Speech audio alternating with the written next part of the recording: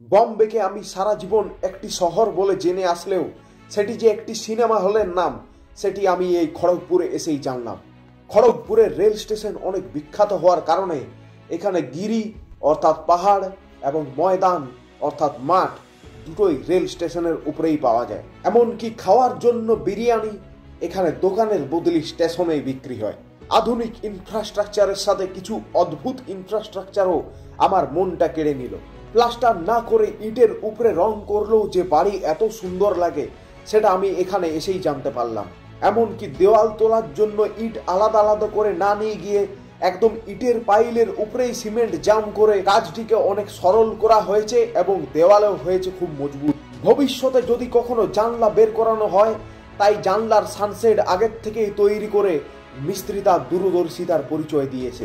এখানে এসেই আমি লাইফের ফার্স্ট রাউন্ড বিল্ডিং দেখতে পেলাম, যার শেপ এবং সাইজ দুটোই ছিল খুব সুন্দর। আগেকার যুগের বাড়িগুলোতে খড়ের চালা থাকলেও এখন খড়ের বদলে ঘাসের চালা করার প্রবণতা বেড়েছে দেখলাম।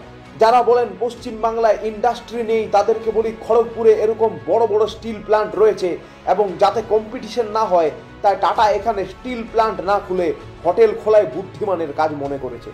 কাটিং চায়ের মতো যে কাটিং পেপসিও পাওয়া যায় সেটি আমি খড়গপুরে এসেই জানতে পারলাম, যদিও পেপসির রং গেরুয়া কেন ছিল সেটা আমার মাথায় ঢুকলো না। ম্যাক্সিমাম হোটেল ও রেস্টুরেন্টে ব্ল্যাক ডগ পাওয়া গেলেও কোনো হোটেল বা রেস্টুরেন্টে কেন রেড ডগ পাওয়া যায় না, এই অভিযোগেই একটি জনৈক হোটেলের উপরে ধর্ণা দিয়ে বসে দুটি রেড ডগ।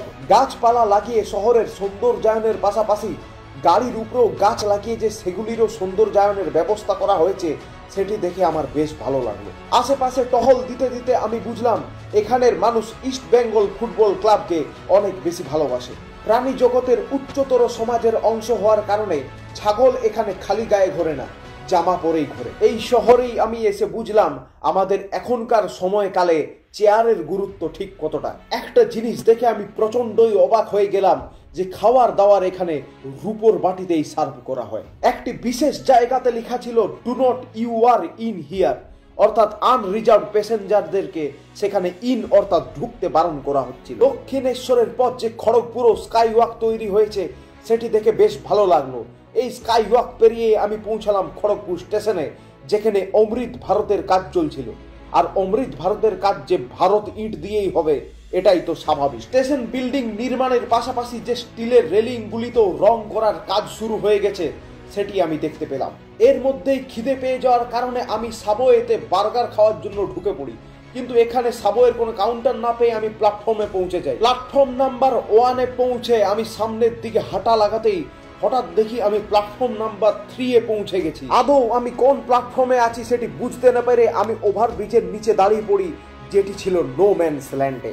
ওভারব্রিজের উপরে ওঠার জন্য আমি একটি লিফটের সাহায্য চাইতে যাই, কিন্তু সেটি আমায় ক্লিয়ারলি জানিয়ে দেয় সেটি আউট অফ অর্ডার, অর্থাৎ আমাকে উপরে ওঠানোর কোনো অর্ডার সে পায়নি। অগত্য উপরে ওঠার জন্য আমি সেই জিনিসটির সাহায্য নিই যেটিতে চাপলে মনে হয় ম্যা ঠেহরা রাহা জমি চলনে লাগে। আমার চারপাশে বুলেট প্রুফ গ্লাসের ব্যবহার করা হয়েছে দেখে বুঝলাম আমি খড়গপুরে খুবই ফেমাস। শেষ অব্দি স্টেশনের বাইরের একটি গাছের থেকে কিছু সজনে ডাঁটা তুলে আমি নিজের বাড়ির দিকে রওনা দিলাম।